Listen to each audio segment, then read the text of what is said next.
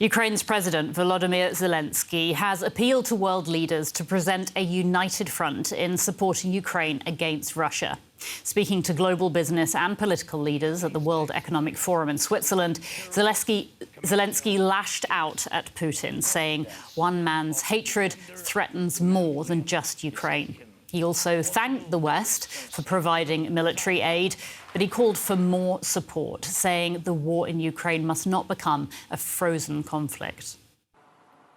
Putin is trying to normalize what should have ended in the 20th century. Mass deportations, cities and villages razed to the ground, and the terrifying feeling that the war may never end.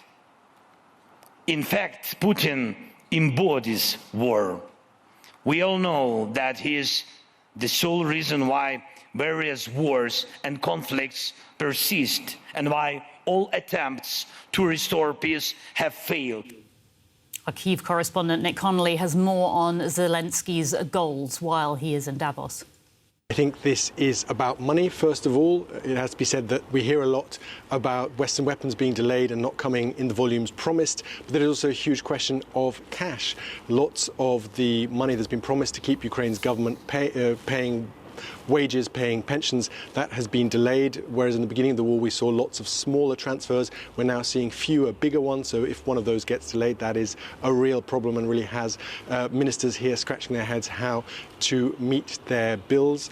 And I think this is also about trying to just give the West a cold shower and say this has not gone away. Yes, you might now be getting bored of Ukraine. The second anniversary of this Russian invasion is nearing, but this hasn't gone away, and actually we're doing you a favor. This is not about you helping us for our sake. This is about you doing this because it's actually cheaper and a lot less dangerous for you if we stop Vladimir Putin where he is right now in Ukraine and stop him attacking NATO in the Baltic, say. So I think that was something that they really felt was important to a message to bring to the West. That's when you talk to people here in Kyiv, something that annoys lots of people, that perception that Ukraine is a burden or something to be somehow tolerated and maybe thought of less than a year ago. I think people are realistic that, yes, people have their own domestic concerns. Yes, Israel, Palestinian territories, that is an issue that is occupying a lot of media attention, but still this is something that is on Europe's doorstep. This is 1,000 or so kilometres from Berlin, and it's not going away. So there's a real sense that there was a need now to just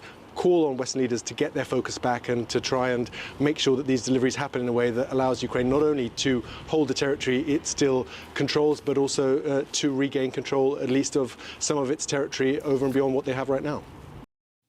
Nick Connolly reporting there from Kyiv. Now, one of the topics being discussed at the forum in Davos is the threat the conflict in the Red Sea poses to the global economy. In recent weeks, a number of missile attacks on cargo ships in the area has left transport companies nervous and led to disruptions in international trade. Those delays could soon have a negative knock-on effect on consumers. Crossing the Red Sea has become a dangerous journey. Yemeni Houthi rebels have repeatedly attacked international cargo ships, claiming these vessels support countries that back Israel. Major shippers like Hapag-Lloyd or Maersk are avoiding the route through the Suez Canal. 18 companies are avoiding the route, according to the International Maritime Organization. The detour takes ships around the Cape of Good Hope at the tip of South Africa, adding roughly 6,500 kilometres. For an average container ship, it means at least 2 extra weeks of travel time. For an oil tanker, it's a week longer. This can cost an additional €400,000 per ship per trip. Car manufacturers in parts of Europe are feeling the impact first. Tesla and Volvo have already announced they'll have to halt production in some plants due to missing parts. Russia's war against Ukraine, ongoing since February 2022, is exacerbating grain and food shortages. Russia is targeting Ukrainian infrastructure, including silos and transport routes. Countries in Africa and Asia are particularly affected, and new conflict zones may emerge. This weekend, Lai Ching-te, China's least favoured candidate, won the presidential elections in Taiwan, securing his Democratic Progressive Party a consecutive third time in office. Beijing sees him as a proponent of independence, which is the red line for the Chinese government. The forces of Taiwan independence seriously threaten the well-being of Taiwan people, severely damage the fundamental interest of the Chinese nation, undermine the peace and stability of the Taiwan Strait. This is a road that will lead to a disaster and a dead end. Last year, China held large-scale military exercises in the Taiwan Strait, seen by some as a rehearsal for a blockade or invasion. And the Chinese military released these drill images right after the election in Taiwan. The state of the world is more uncertain than ever since the end of the Cold War. Threats to the global economy seem to be increasing. OK, let's dive into some of those topics with DW's Ben Fazoudan, who is in Davos. Hi, Ben. Let's start where that report left off with Taiwan and China. The Chinese Premier Li Qiang is at Davos this year. He's the first high-level Beijing official to attend for years. Tell us what he said today. Yeah, that says a lot, Anya. The Chinese worried not only about their own economy, but investment in China. And Li Qiang is here to woo investors. There's a big reception tonight. Also inviting media representatives to high-profile meetings. Some of those press releases, those sent out in Chinese, a little difficult for us to reply.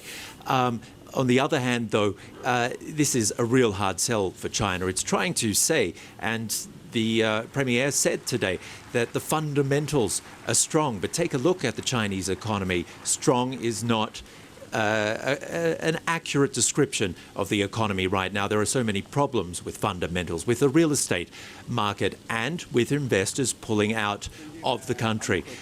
We've seen huge amounts, $12 billion worth of investment pulled out of the country in the third quarter of 2023, the biggest net outflow of capital in a generation. So definitely jitters for the Chinese and a hard sell when it comes to the Davos crowd, because problems like protectionism continue. I mean, the last time such a high-profile politician from the Chinese was here was, you mentioned, was back in 2017, Xi Jinping, and he talked about not locking yourself in a dark room. What have the Chinese been doing since then? The complaints continue from investors, from companies from abroad, that arrests continue, spying, the stealing of intellectual property. It's not an open economy. And China, of course, is an integral part of many supply chains that are now interrupted by the conflict in the Red Sea that we mentioned. What will that conflict, not to mention the Israel-Hamas war, mean for the economy in general in 2024? It'll mean more uncertainty, longer shipping routes, higher costs for companies paying for those shipping routes. The shipping companies will cash in, but the prices could be passed on to the consumers. That's a concern when it comes to inflation, which is a concern in itself right now. We're not falling into that recession everyone was so worried about following the pandemic, but a recession is still close. So lots of concerns on many fronts as far as the shipping of vital components of technology goes. A lot of those rare earths that come from China that go on that route.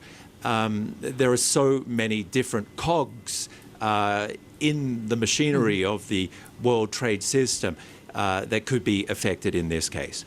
We have to talk, of course, about Ukraine as well. Volodymyr Zelenskyy is there trying to get world leaders to spend money on his country's battle against Russia's invasion. What's your assessment? Is support waning for Ukraine? It feels like support is waning, and a key factor here is the fact that Zelenskyy himself was here in person to talk to investors.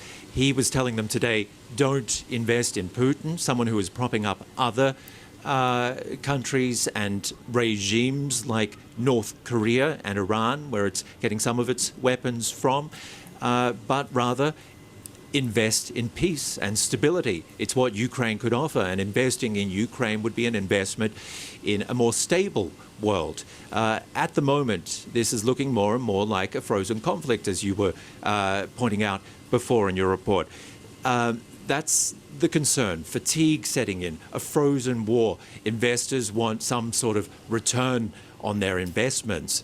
And there are some ways, many ways that could be done. I mean, countries need to continue, in Zelensky's words and also in the words of von der Leyen, a sustained investment throughout this year and beyond. Frozen Russian assets are another possible income stream for the Ukrainians. Zelensky saying to the US and to the EU that those frozen Russian assets need to be directed towards rebuilding Ukraine this year, that rebuilding needs to start in earnest and needs to continue, even though this war is still continuing.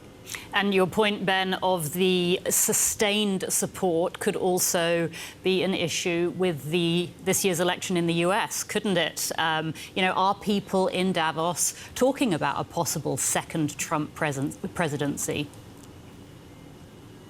They sure are, Anya. We've had Al Gore, the former vice president, saying that it's not a foregone conclusion, but that he is concerned. EU companies also saying that they are preparing this time for a Trump presidency, not like last time when Hillary Clinton was defeated. BlackRock has said we've been there before, but it's a wait-and-see approach that they're taking, although they're concerned. So really the buzzwords here are cautious, concern, uncertainty. Certainly a Trump presidency would create a lot of uncertainty in the business world. That would be bad for markets. DW's Ben Fazulin in Davos. Thanks so much, Ben.